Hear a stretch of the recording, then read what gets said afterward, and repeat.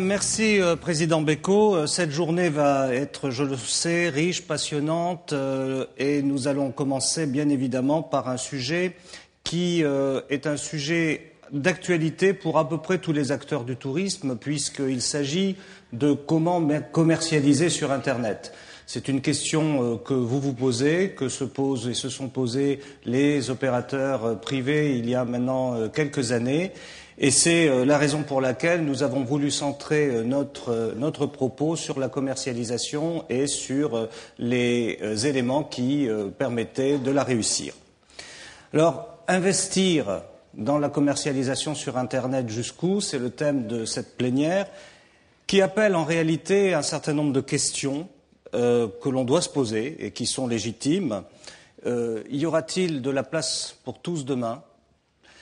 Quel périmètre est pertinent pour agir sur Internet, pour commercialiser? À quel rythme faut-il le faire? Quel investissement doit-on consentir? Ça, c'est pas la moindre des questions.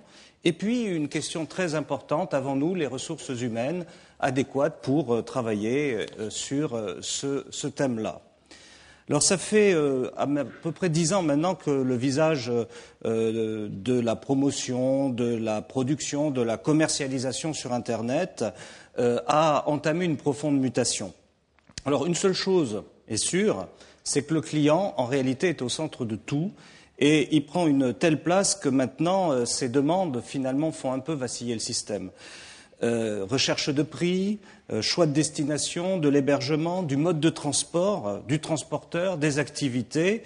Il veut avoir accès à cette information en temps réel, sur place, à distance, tout de suite, à n'importe quelle heure, et puis je dirais à la dernière minute, et cela dans la qualité de service qui est la plus irréprochable possible.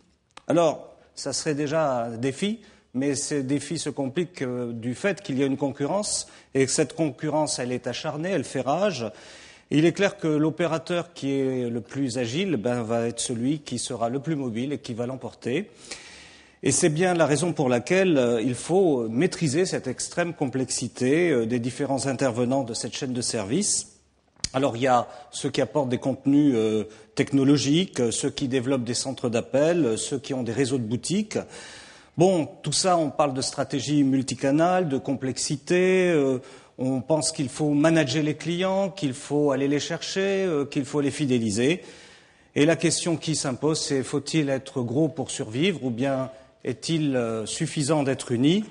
Alors pour répondre à toutes ces questions, et peut-être pas toutes, mais au moins pour donner un éclairage sur l'ensemble de ces questions, je propose à Denis Vattier, qui est le président de Thomas Cook France, à Philippe Chérec, qui est le Senior Vice President Corporate Strategy d'Amadeus, Yannick Fassaert, qui est le président des Gîtes de France, Thierry Baudier, qui sera là en tant que président de la SAS France Guide, et Christian Mantéi, le directeur général d'Audit France, de venir me rejoindre.